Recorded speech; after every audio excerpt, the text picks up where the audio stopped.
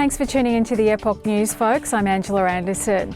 In today's story, we go in-depth and uncover how legacy news outlets and politicians maintain their illusion of chaos. This story was written by Joshua Philipp. In just 2 years of Donald Trump's presidency, the terrorist group ISIS has nearly been eliminated. Black and Hispanic unemployment levels have reached all-time lows. The economy is growing at a rate deemed impossible under the Obama administration. The United States has become the world's largest crude oil producer, and manufacturing is returning to the country. Despite these successes, however, the Trump administration has been under constant attack by a collective of legacy news outlets, political actors and policy-focused front organisations that have created a constant picture of chaos in the United States and in the White House. The narratives used to discredit Trump have been debunked one after another. Criticisms of anti-Semitism have been turned around to expose anti-Semitism among leftist politicians and news outlets. The Trump-Russia scandal has transformed into the Spygate scandal of political espionage under Obama, and many other accusations have ended with similar results. For example, in the latest chapter of these chaos operations, House Democrats are voting to hold Attorney General William Barr in contempt of Congress for his refusal to not release the fully unredacted report from Special Counsel Robert Mueller. Barr was not required to release even the information he did, and cannot release the redacted parts because they relate to grand jury information on ongoing cases. But what's important to remember here is that none of this matters. This is not about Barr, nor the Mueller Report, nor foreign influences on the elections. This is about a political faction desperately trying to hold on to power.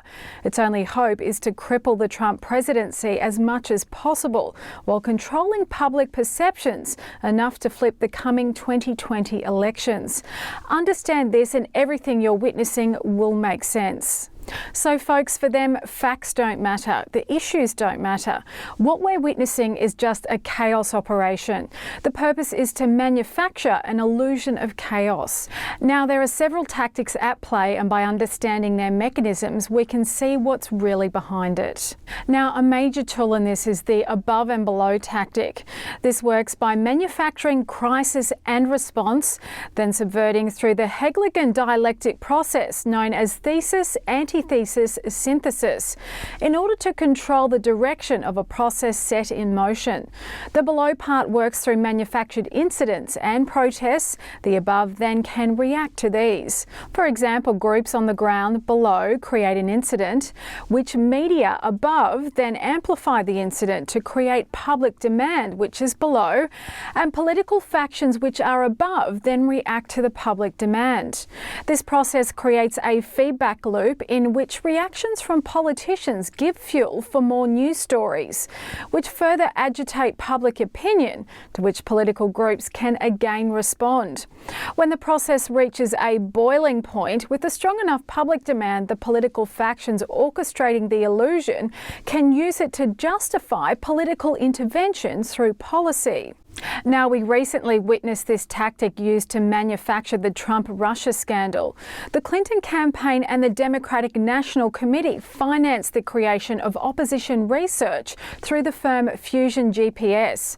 That opposition research took the form of the now debunked Steele dossier, which political operatives distributed to news outlets and spread throughout the US government. The Steele dossier was used by news outlets and political operatives to claim that Trump had colluded with Russia.